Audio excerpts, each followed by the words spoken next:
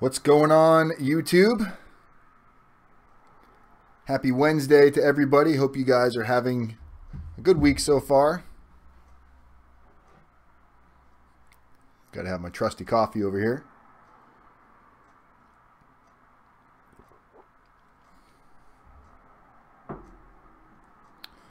So I hope you all let me know if things aren't running right. We've got a new computer system that we just picked up to do the live streams. Hello, Diana. How are you? Merrick, what's going on, guys? You guys let me know if my voice sounds okay. I haven't really had a whole lot of time to test the audio on the new computer. But as you can see, today we're talking a little bit about fear and how to prepare. And doesn't seem that it updated that for some reason.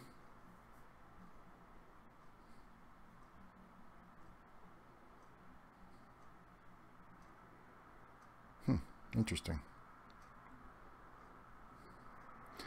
We'll have to go back and change the title. For some reason, the title did not update on the video, guys. Appreciate that, Diana. Today we're talking about the fear and, letting fear control you or you controlling your fear. You really only have two options, and a lot of you are going through this, and because you don't really know what to do, a lot of the fear takes over and really stops you from doing what you might need to do. So we are going to talk about that in a little bit. What's going on, George, El Gordo? Welcome, welcome, guys. Before we get started, I'm going to share something with you guys I thought was pretty funny. So, we go to the P.O. box just about every day to check and see if we received anything in the mail. And J.R. Bobadilla, hey, I'll call you in a bit. Sounds good, J.R. Give me a call, obviously, after, because I can't answer right now. But, so we check the mail, the P.O. box every week, and once in a while we get some crazy stuff in there, some stuff that's very inappropriate that I can't share with you guys. And we get a lot of mail, a lot of letters. And I did get something yesterday that I thought was pretty funny. So I'm going to go ahead and share it with you guys. So this was the box it came in. Just a handwritten address on there. Spelled my last name wrong, but that's okay. A lot of people spell it that way for some reason. Oh no, she did spell it right. It looked like it said W-E-I-S-S. My bad. She spelled it correct. So that's the box she sent it in. So I'll read you the little letter she wrote me first, and then I'll show you what she put inside the box. And this is one of our clients' mothers that sent me this. Dan, I've enclosed. The enclosed is for the client who does not want to do the RDAP program. Thank you for helping my son, Scott. I'm very happy to have you on our team. Sincerely, Cheryl, Scott's mom. So just a quick little letter, and I thought it was funny. So this is what she sent me in the box. And can you guys see that with the glare?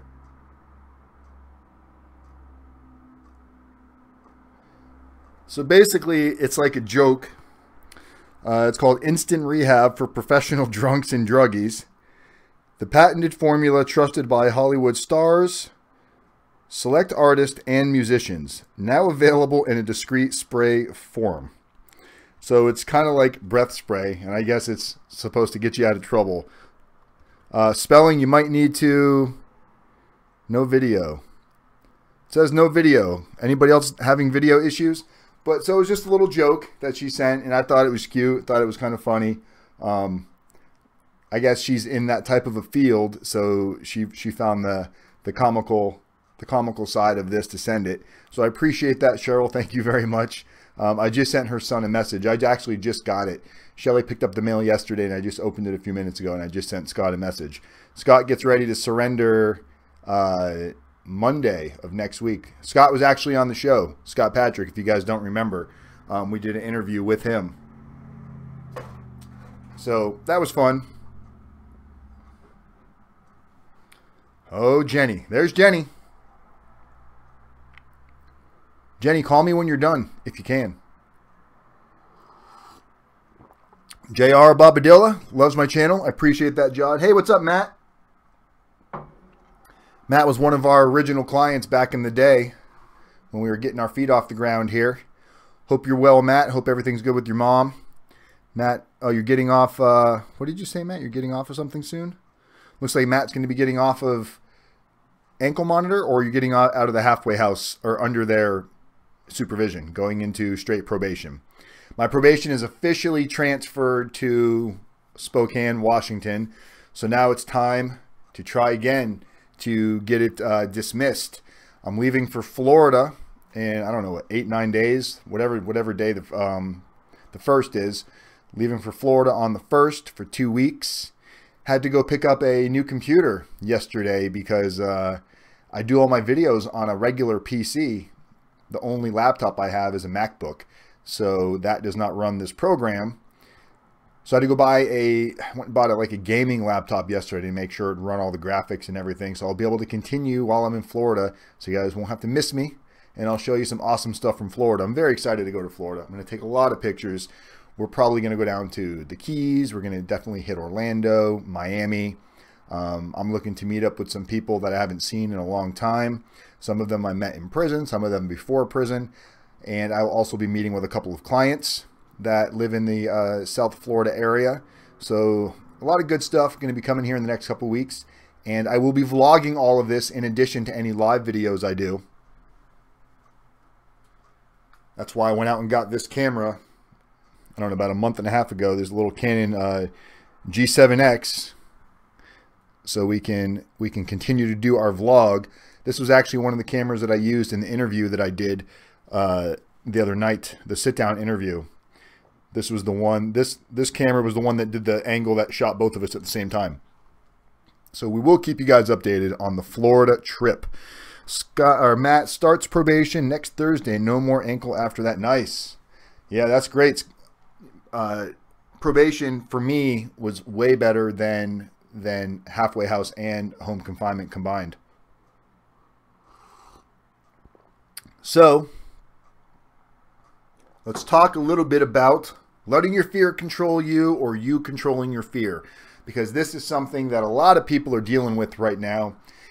And it's so often we get phone calls or emails from people that you can tell that they want to do. I had a talk with one of our new clients today. I don't know if you're watching or not, but if you are watching, you called me earlier today, or you sent me an email earlier today asking me if there were some additional things that we could do. Basically, you wanted to look at cases similar to yours to be able to have your attorney make sure that he's making a proper argument as to the type of sentence that should be imposed.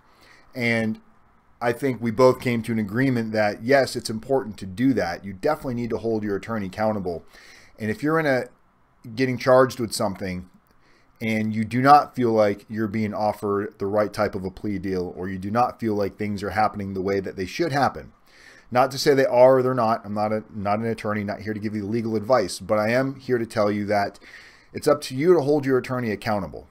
And you need to have your attorney doing record searches, case file searches, to refer to other cases, similar situations to yours, to see if there's any reason to give you a shorter sentence than what you might think you're receiving. Now, just because you might find a million cases where somebody received probation, that does not mean the judge, his hands are tied and has to give you probation. It can still be completely up to the judge. As a matter of fact, when I was being sentenced, my attorney was very, very specific with our judge, explaining that several people that had similar charges to us that had received probation, and the judge almost got upset by it, which I don't think is right for the judge to get upset for an attorney doing his job and presenting facts and case studies from other cases. However, the judge got upset, and I'm not going to say that it affected or made it any worse for me, but the judge didn't want to hear it. He said, I'm not the one that sentenced those people. I don't know what the judge was thinking that did that. I am not giving anybody in this case probation, even though he did. He gave one person probation, and the person he gave probation was actually Lou, who was the financier of the entire operation. So the top man at the top, the guy that put up all the money, pretty much everything was his idea. He received probation. So, you know, there's unfairity everywhere we go, and you just have to be able to deal with it. And what I told Gus, Gus is the guy I'm talking about. What I told Gus is this is why we really need to focus on what we do have control over. The sooner somebody gets started in a situation and trying to do things to create a possible better outcome than what they might be looking at, the better that opportunity presents itself and the more likely it is to see a positive outcome. Luckily, Gus found us a while ago, just decided to move forward with it, spoke to a couple of other prison consultants, chose to move forward with us for various reasons, and luckily he was able to get with us before his pre-sentence report is completely done. He's got to submit a ton of paperwork still to his pre-sentence report, so he still has time to make adjustments. He had his interview already last week. I believe it was the end of last week or the beginning. I think it actually was Monday of this week. He had his interview. So now there's a bunch of paperwork he's got to get filled out, financial affidavits. We're going to get his personal narrative wrapped up. That's what I need to talk to you about, Jenny. You should have his personal narrative, and we really want to see if we can get something back to him as early as like this weekend and talk to him a little bit about it at least. So if you do have some time later, Jenny, let's talk about Gus a little bit. And the fear that a lot of this is, if you guys notice the picture I used in the thumbnail, I should have presented a picture of it on here in the video. It's basically just a bird's eye view of a prison cell, a toilet, and a sink in like a real grimy environment, basically the type of prison cells we see on TV. So I think a lot of the fear that propels your guys' expectations and your thought pattern of where you're going is obviously from a lot of the stuff we see on TV and different media outlets, things like that. Guys, you have to understand, if you're going to a camp or a low or medium, you're going into the federal prison system and you don't have a ton of violence on your past, you're a non-violent criminal, first-time offender type, the fear that you're thinking of is not realistic fear. You're creating such a monster in your mind that really doesn't exist. So your fear is really stopping you from moving forward. So the fear is completely in control of everything that you're doing until you realize that you've got to start being proactive. And a lot of you are. A lot of you have been very proactive. I've gotten a lot of emails lately. I've got a lot of text messages lately, not necessarily from clients, from people that have just been watching these videos that have told me that these videos have given them ideas and thought processes and given them a basis of where to start and move forward from. And the main thing is not dwelling on that negativity that so many people are dwelling on. Not just the negativity of, I don't want to go to prison, but the fear of prison, the fear of the unexpected. We all know, we've all been there. We've all been the first day in school. We've all been to the first day at a job. We've all been late to a party. We've always been somewhere where anxiety is a little high, but then as soon as you get there, it's like everything's fine. Everything falls into place. Well, it's not that different in this situation. The unknown, exactly, Bobadilla. Bobadilla. I'm going to say that 5 times fast. Bobadilla, Bobadilla, Bobadilla, Bobadilla, Bobadilla. All right, 5 times. There you go. But fear and the unknown and not knowing what's out there really does drive us crazy. We are such control freaks as human beings that we want to be in control of everything. We want to know everything that's happening. We want to have an idea of everything, and there's just not a whole lot of relevant content out there on the prison system. At least, I mean, we're putting more and more out, but until we can get camera crews in and out of these prison systems on somewhat of a regular basis to show you guys, look, it's horrible. You're leaving your family, right? You're leaving your children. You're losing a job. You're not able to support. You're not able to bring in income. You don't know if your family is going to be waiting for you when you get out. Depending on how long your sentence is, you don't know if your family member is going to be faithful, whether it be a husband or a wife. If you're going into prison, you've got so many other things to worry about. Adding stuff to it is not really helpful. It's not resourceful. So what we spend a lot of time with our clients is regrounding them and getting them focused by quickly going over, explaining to them that prison is not your concern right now. Going to prison is not your concern. What you can do here in the free world right now is your concern. What are you doing with your day-to-day? How much effort have you put into these letters? A lot of people do not put effort into these letters. They throw them together, even after we've spoken to them till we're blue in the face, even after we've sent them detailed instruction and topics to stay away from. We'll get a letter and it's almost like, did you read anything we sent you? Because it doesn't really look like you did. And then we got to get back on the phone with them and it's almost like they're back to square one. So getting somebody focused into that right frame of mind where they need to be, sometimes that can be the biggest challenge. And we found the best way to do that is consistency with the phone calls, consistency with the coaching process, not just telling you what you need to do to get into RDAP, and not just telling you what you need to do to put into your letters, not just going over what's in your PSR, not just making sure you understand what you can do to possibly get additional halfway house time. Those are all great things. Those are all things you definitely need to know, because those things will help bring you home sooner.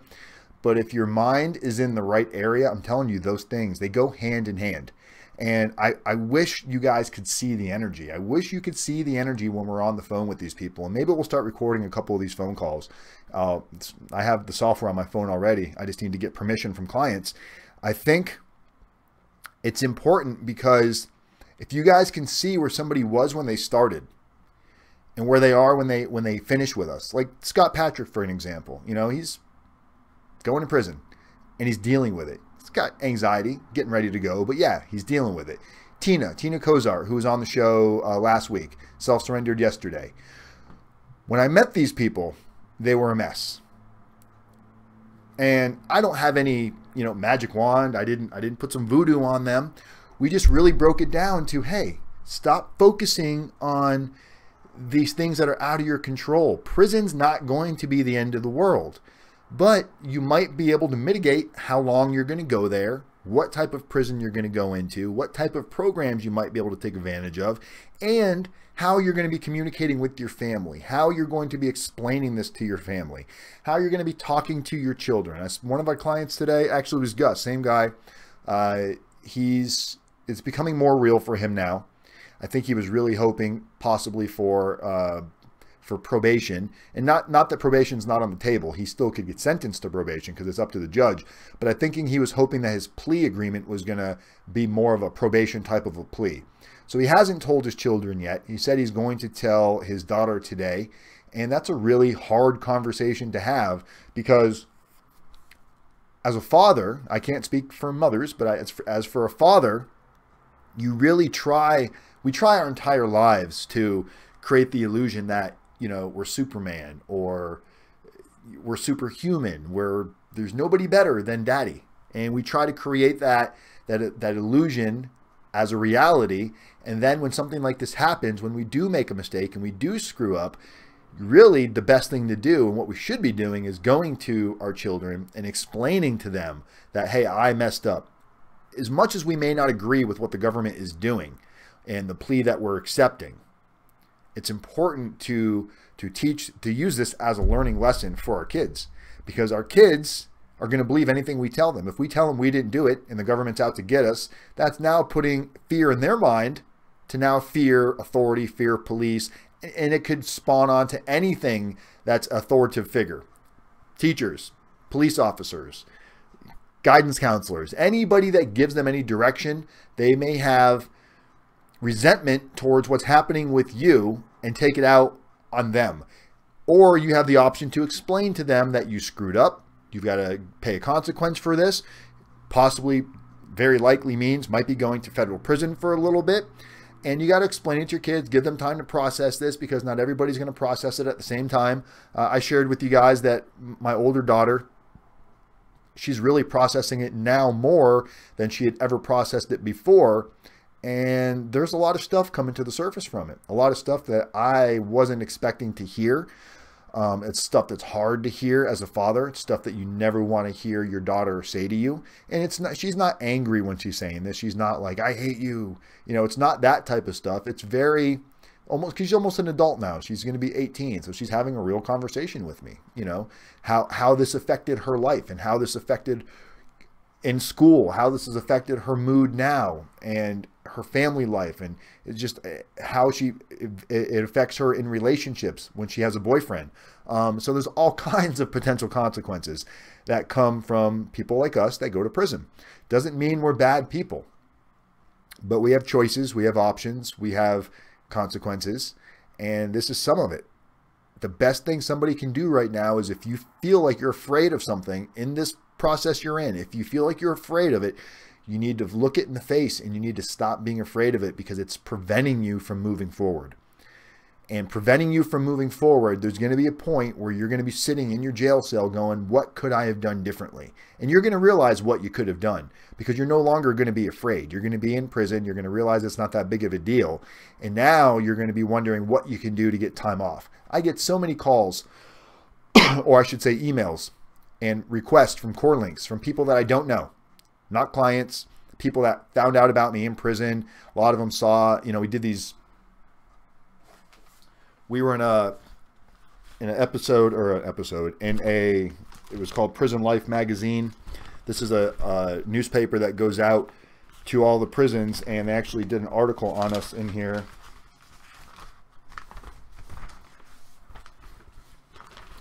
So a lot of inmates got wind of us this way. So we got, a full page article on us. I don't know if you guys can see that, but. And a lot of people in prison found out about us through this and reached out to us and wanted to know what they could do to shorten their sentence. RDAP, additional halfway house. And talking to them and learning about their situations, coming to find out there's really not a whole lot they can do. Now, there's a whole lot of people that will take money from them and tell them there's stuff they can do. That's the one thing we're coming to find out. And me and Jenny were just talking about this. As this channel has received a little bit more traction over the last several months, we've been getting a lot of strange calls from people that all of a sudden are like, oh, we love what you do. We think it's great that you're helping people.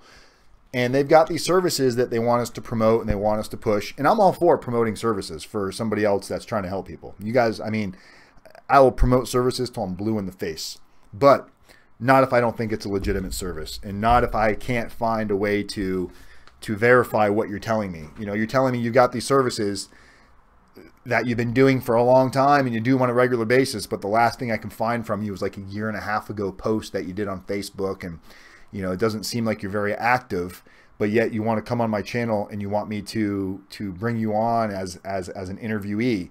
I'm a little skeptical of stuff like that, because we all know social media rules the fucking world.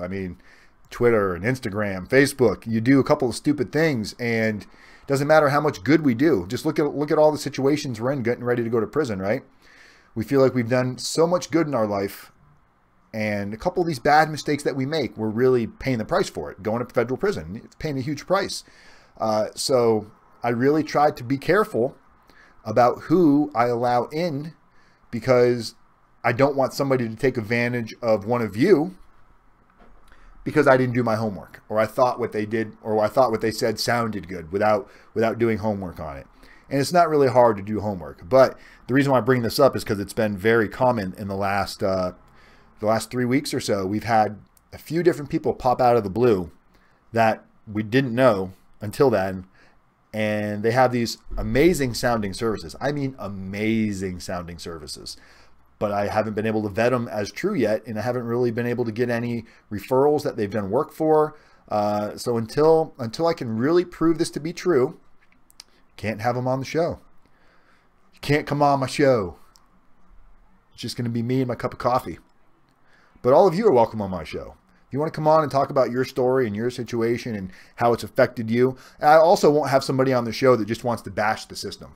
I had a client, well, I wouldn't call it a client. Kind of a client, kind of not a client, that wanted to come on and really talk about how she was so wronged by the system. And if I really felt it was all one-sided, I probably would have brought her on, because, it's fair if that's really the case. But after hearing more and more of her story and doing my own research on it, there's some things she could have definitely done different to not land herself in hot water. And the fact that people aren't willing to acknowledge that, there's no spot for them here. We're not just here to make it sound great and give you a great story. It's got to have a valid point. And the one thing that I think separates us from so many others, and you guys know there's a lot of prison reform out there, all kinds of prison reform, but 99% of it is the BOP needs to pass this bill. They need to change this law. And there's plenty of people out there lobbying for that. So I'm not saying that doesn't need to happen, but I think what happens is too many people get caught up in using that as an scapegoat for what they did wrong and not taking responsibility for what put them in that situation to begin with. So it's not here to say that reform is not a major need, but you can't just blame the system that you're now involved in for what you did wrong. If you did something wrong, no matter how minor it was, and it was bad enough that the feds got involved, whether you stole money, stealing drugs, white-collar crime, blue-collar crime, doesn't matter. If you were involved in it and you knew what was going on, and you turned away, you didn't pay attention to it, and you got yourself caught in some kind of a conspiracy, you're not taking accountability. And that, to me, is more important to us as individuals than the prison system reforming itself, because I think a lot of this prison reform chatter we hear about is all chatter.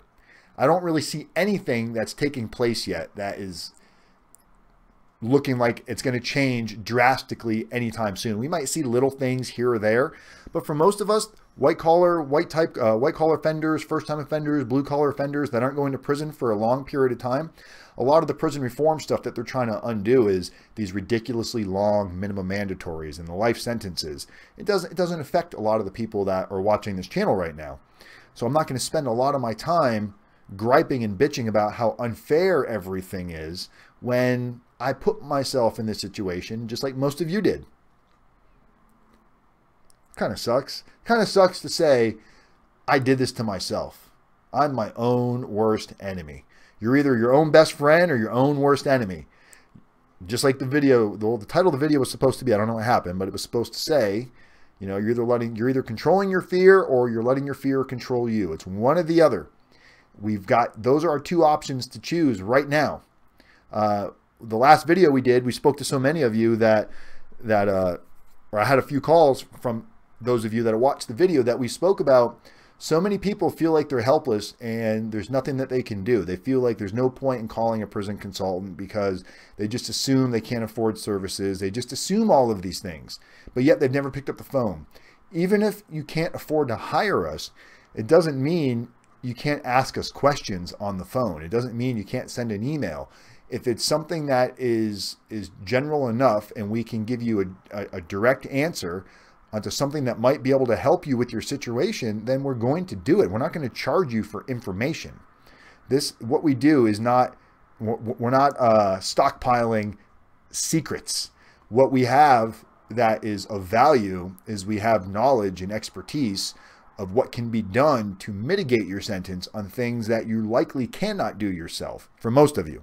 And it's only because you haven't been through it enough yet. It's a trial and error type of a system, and we've gone through a lot of the trial and error.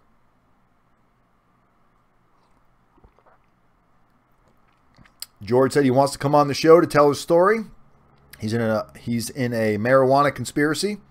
I kept thinking it was legal, but I knew it was federally wrong. Now I am facing a mandatory minimum of 5 years. It's a story we'd love to hear. I mean, especially I live here in Washington State where marijuana is legal, but yet we still hear about, you know, marijuana shops, dispensaries, things like that are getting hit up. So George, do me a favor, George, and if Jenny's still in the room, Jenny, post your email. And George, if you could email Jenny a synopsis of your story. You don't need to write her a book. I only say that because sometimes I tell people, email me the basics of your story, and we get like a 50-page email. And I know how passionate people are about telling their story. So, and how much conviction they got when they want to share what they want to share. But just give us an overview of it, of basically how it started, why it happened, what you thought was legal about it, where the gray area was, and how you ultimately ended up getting in trouble. And if you can email that to Jenny, we might be able to have you on the show, George. I'd love to. There you go. Jenny at rdapdan.com. Simple. It's a pretty easy email. It doesn't get much easier than that. One of these days, Jenny's going to change her icon to Jenny, to the cartoon character Jenny that we used in and out of the prison. But Jenny's got a lot on her plate right now. Jenny's got a whole lot on her plate right now. You know who I wouldn't want to be? I wouldn't want to be Jenny. The stuff that she's good at and the stuff that she likes to do and the stuff that she does for us is all the stuff that I hate. It's all the stuff that makes me like, if I had any hair left, it's the stuff that makes me want to pull the rest of my hair out. So The world needs Jennies, let me tell you that right now. As much as the world needs another RDAP Dan, the world needs a million Jennies. So thank you for what you do, Jenny. Cheers.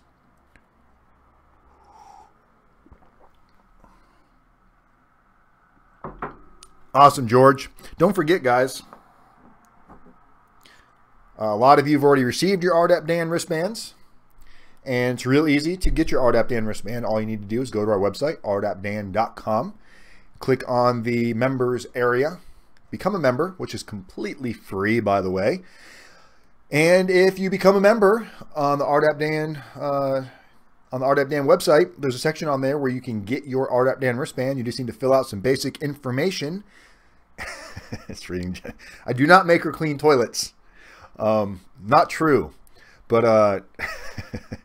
RDAP Dan wristbands are free. Donations are welcome. Donations are awesome. We just received another $350 donation from All I Have is a First Name, Mike.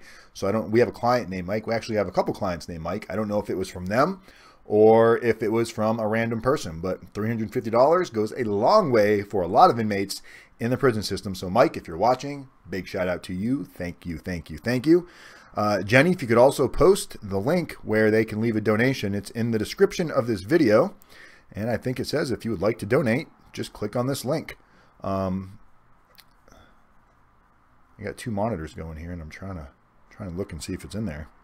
Guess I should check before I ask Jenny to do something. Go clean the toilets, Jenny. Yep, donate to our channel. So it's in there. So Jenny will post that on there. Donate to our channel. And it's just another way. It's just another way that you guys can help those that are going in or that are already in that have less than. So very cool of you guys that have been helping with that. So many of you have sent me cool pictures of you wearing your RDAP Dan wristbands.